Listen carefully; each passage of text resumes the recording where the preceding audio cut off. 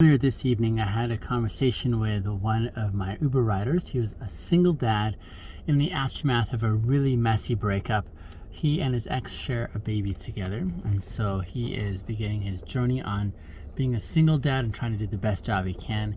He was sharing with me a little bit about some of the struggle he's had with his ex in the aftermath of their breakup. It got really messy, and as I was listening, I couldn't help but reflect on my experience, and I also gave him a suggestion that I'd love to get your feedback on. So I was considering my experience, and that is that I was unfaithful. I cheated on my wife. We're not together anymore, so she's my ex. But in the aftermath of some awful things that I did to her and her family, and people can't believe that I've done that, but that's part of my story. But in the aftermath of me doing that, she's been one of the most gracious people ever, and we have a really solid partnership in our co-parenting right now. She's been super gracious to me and kind, even though I've wronged her and her family in some awful ways.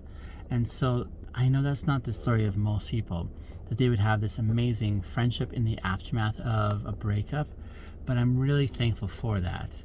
But I know the norm is that most people do struggle in the midst of a breakup and afterwards as well.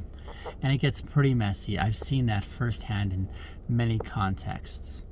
So even as this Uber rider was telling me about his experience and how difficult it was for him, I couldn't help but reflect on the suggestion I left with him, and I want to get your feedback on this.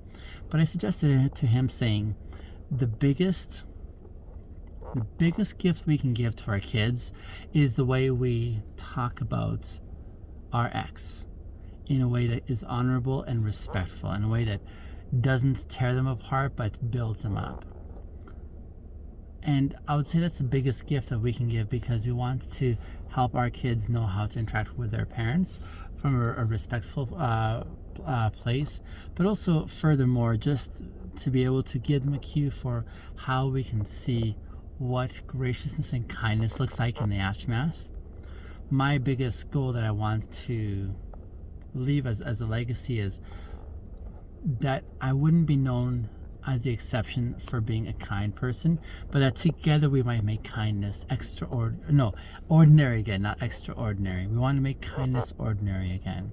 And so along those lines, I think it's a really kind thing to choose to be respectful to our exes, to speak graciously of them, to encourage our kids to interact with them from a place of kindness and honor and respect. So that's my thought. What are your thoughts on this topic here?